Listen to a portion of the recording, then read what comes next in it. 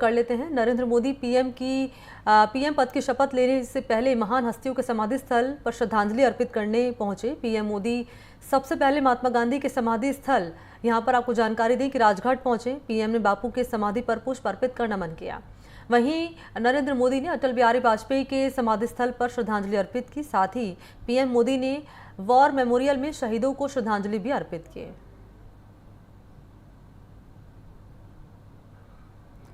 और ये उस वक्त की तस्वीरें आपके सामने हम रख रहे हैं जब नरेंद्र मोदी राजघाट पहुंचे और उसके बाद यहाँ पर उन्होंने महात्मा गांधी को नमन किया, उन्हें याद किया। उसके बाद आप देख पाएंगे समाधि सदैव अटल समाधि पहुंचे और यहाँ पर उन्होंने अटल बिहारी वाजपेयी को पुष्प चढ़ाए और उन्हें नमन किया।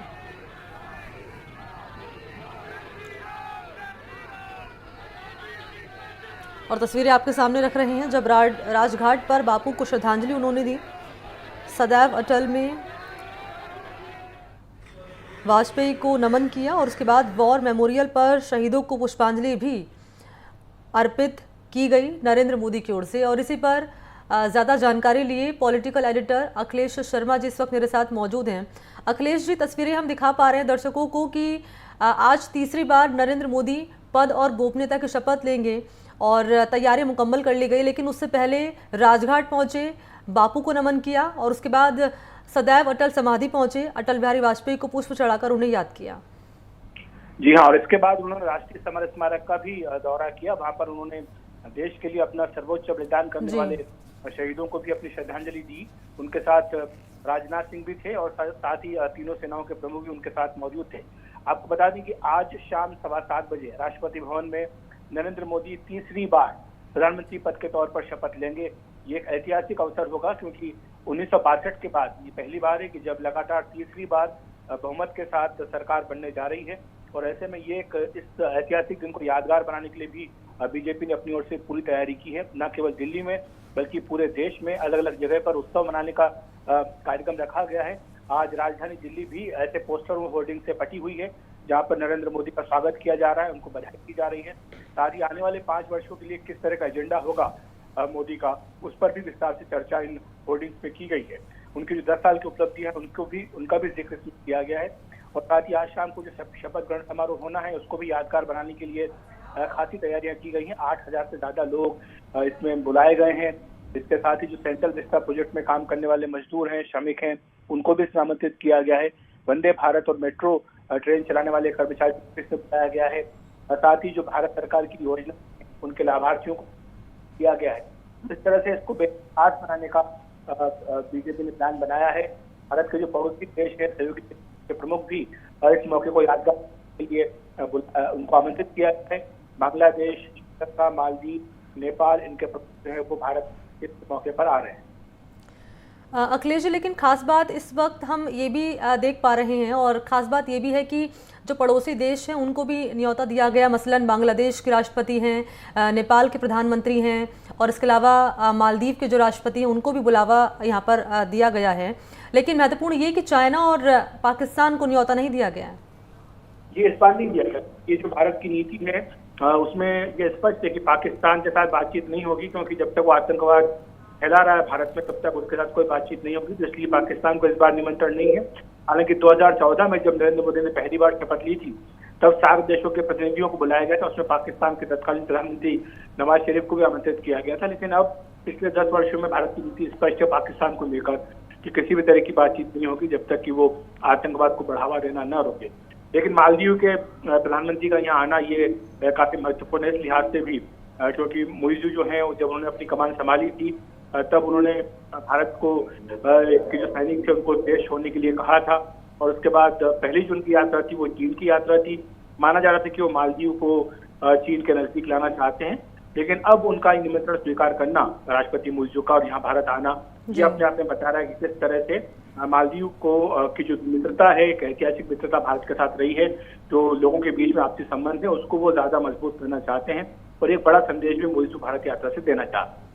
बहुत शुक्रिया आपका अखिलेश शर्मा जी तमाम जानकारी साझा करने के लिए। तो पॉलिटिकल एडिटर हैं और अखिलेश शर्मा जी हमारे साथ जुड़े और तमाम जानकारी उन्होंने इस खबर से मुतल्लिक साझा की है, क्या पूरा कार्यक्रम आज रहने वाला है। और इसी पर ज़्यादा जानकारी दे रहे हैं सहयोगी रवीश रंजन शुक्ला। ये अलग बात है, गठबंधन के चुके हैं, फिर बाहर भी गए हैं एनडीए से, तो ऐसे में ये समझा जा रहा है कि ये हार्ड बार्गेनर हैं। जिस तरीके से जो प्रधानमंत्री के जो सिपहसालार हैं, जैसे जेपी नड्डा और अमित शाह को माना जाता है कि बहुत हार्ड बार्गेनर हैं, ये लोग भी हार्ड बार्गेनर हैं। और इस बार बीजेपी को सबसे ज़्यादा इनकी ज़रूरत है, इनको भी ये पता है क्योंकि अनुभवी नेता हैं। तो ऐसे में दोनों जो पक्ष हैं वो विन विन सिचुएशन में रहें, इसको लेकर यही वजह है कि 2 दिन से लगातार जो है मैराथन बैठक चल रही है।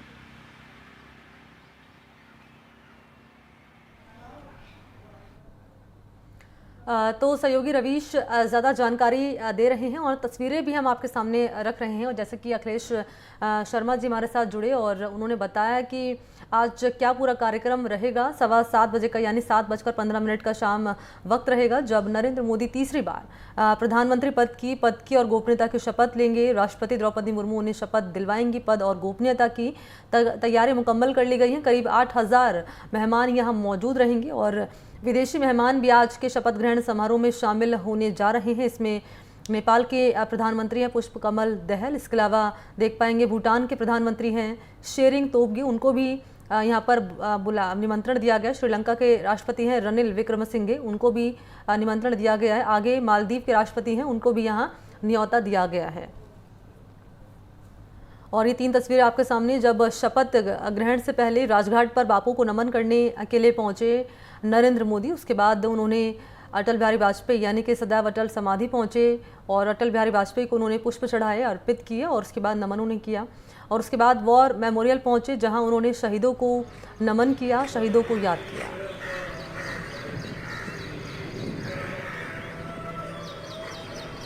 तो आज देश को सरकार मिलने जा रही है। आज का दिन काफ़ी अहम हो चला है और आज तीसरी बार मोदी पीएम पद की शपथ लेंगे। शपथ से पहले वीर सपूतों को उन्होंने नमन किया, उन्हें याद किया।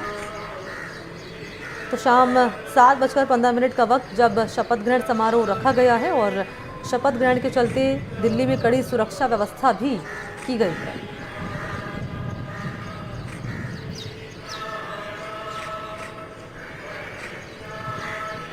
तो सदैव अटल पर उन्होंने अटल बिहारी वाजपेयी को नमन किया है, राजघाट पर बापू को नमन किया है।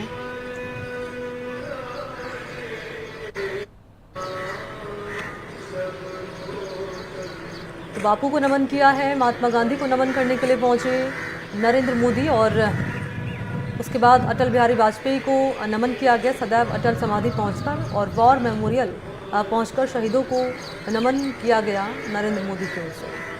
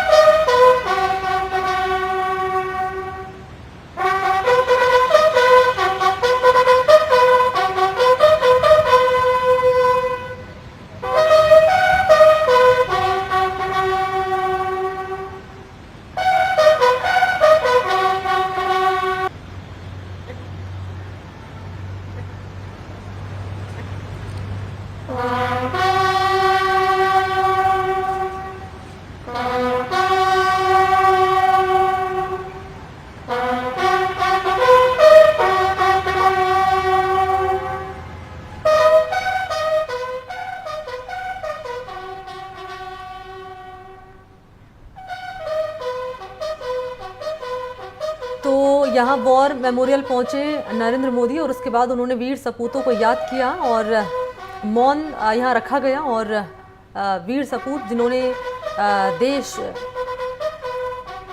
के लिए अपना सर्वस्व न्यौछावर कर दिया, अपने प्राणों की आहुति दे दी, उसी बलिदान को याद करते हुए नरेंद्र मोदी वॉर मेमोरियल पहुंचे और यहाँ उन्होंने उन्हें याद किया वीर सपूतों को देश के और उन्हें नमन भी किया।